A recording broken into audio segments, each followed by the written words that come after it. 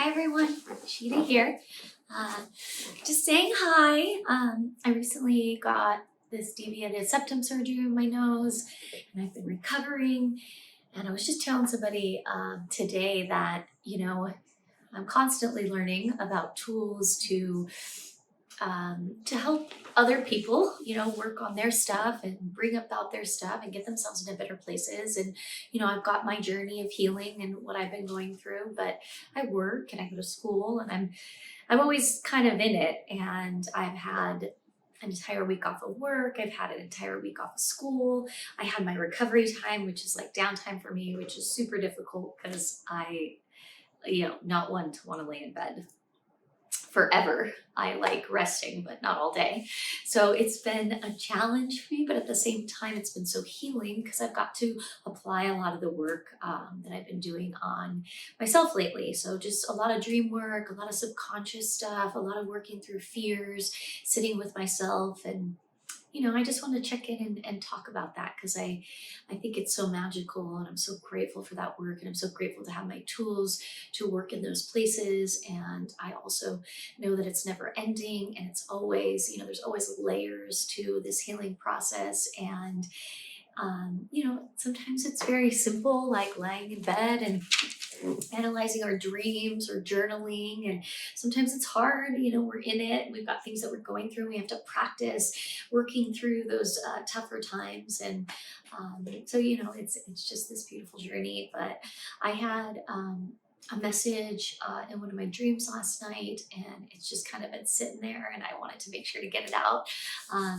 and before I forget. And so this message was, I thought, just so beautiful and so simple, which is common for me how I get these messages. And, it's like, oh, that only took like a sentence to understand and say. And it's like, how come I never really seen it that way before? But this message was about no one in particular. It was a couple that I was actually like a third party and working through some of their stuff in the dream. And the woman was sharing some information and she was talking about how the awakening or enlightenment or this awakened path is a lot about like stopping trying to understand so much and digging so much and to stop trying to see what things mean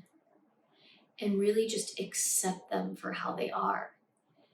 And in the dream, I was in a lot clearer state. So when it, came through to me, I was just very like, aha, that style of moment. But there's a lot of things lately that I've also been kind of reading into and that have been giving me similar messages. And what I think is so important there for us to look at is like that surrendering process, that acceptance process, that happens in a way that words can't describe, in a word that where we really can't theorize or conceptualize. It really is this very freeing experience of accepting and acceptance and understanding beyond what like a calculated understanding might be.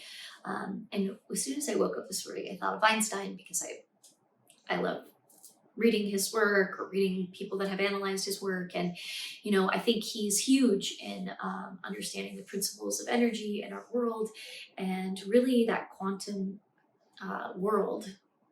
I a lot of Deepak Chopra in my life, so I think that too is like an underlying foundation of a lot of my principles and work and understanding of this world. But Einstein, I think there's something about his work and what I find to be fascinating is that he was this scientist, and who did all these amazing things for us and gave us all these amazing formulas and conceptualized theories and but there was a very spiritual component to him.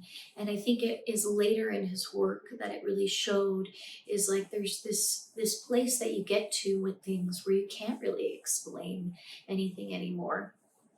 And that also brings up a famous philosopher, Ludwig Wittgenstein, who I accidentally took an entire college course on, and we studied the two books that he wrote, which are very, very difficult books to understand. But one of the things that he formulated, especially in his latter work, was that you can't really explain some of these metaphysical things with words, right? So there's like this, this, and then also I think about Christianity because I will follow Pastor Judd, and I listen to a lot of the biblical stuff about faith. And I think there's a little controversy there on what faith really is, and how to hold faith. And I mean, in the Bible it talks about literally faith being the only need. Now they talk about faith in Jesus Christ, and I don't really hold that same viewpoint specifically in terms of the Christian way of looking at it, but I do see faith in an overall way as being like the number one component to kind of building that virtuous life and living kind of in that free state. And that's another thing that can't really be explained with words, and that goes even beyond all the good deeds and being able to conceptualize all the things you should do as a righteous, good, valuable person. So anyways, I just think that that's so important, and then I think that is the difficult task to grasp, because we do try to fit it into our human world, these sorts of concepts that can't really fully be talked about. And I think that's just so cool, and that's kind of the message I have for you today, that we can spend all this time trying to figure out the whys and the hows and all of this stuff, but to really flourish, just focusing on those values, those ideas, those feelings, those emotions that lead to this sort of heightened sense of being. That's what's going to get us there, ultimately. And that takes so much practice. I work on it in my life. We recently were talking about shadow work in one of my PTSD courses. Specifically, we were looking at Carl Jung. And, a lot of those questions about shadow work are always like, what don't you like in other people? Or what parts about yourself that you've been in the past that you don't like, and then you bring those upon yourself. And I'm sure we've all seen that, point one finger, 3 points, fingers pointed back at you. Those spaces that of like awakening, where we realize that like we're all part of everything, all at once, and how important it is to see that, and kind of getting past those fearful moments in ourselves.